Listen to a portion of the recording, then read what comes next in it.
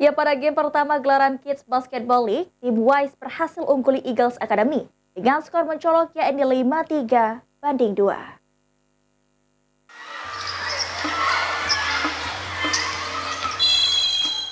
Game pertama Kids Basketball League antara Eagles melawan Wise yang dilangsungkan di Gor Canton Park Arena dimenangkan oleh Wise dengan skor mencolok yakni 52-3.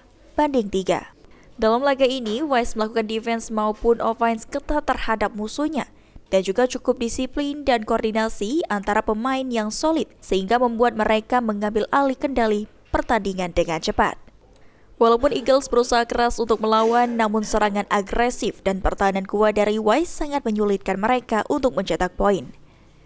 Dengan hasil ini, coach tim Wise mengungkapkan jika mereka sudah mempersiapkan secara rutin sebelum bertanding, latihan seminggu 2 kali, dan untuk turnamen kali ini, Wise mengirimkan 3 tim, yakni usia 9 tahun, 11 tahun, dan 13 tahun. Berupa kami rutin latihan seminggu 2 kali, nanti menambah jadi seminggu 3 kali ketika semakin mendekati hari pertandingan. Oke, tadi ada berapa dan total keseluruhan tim dari Wise itu berapa?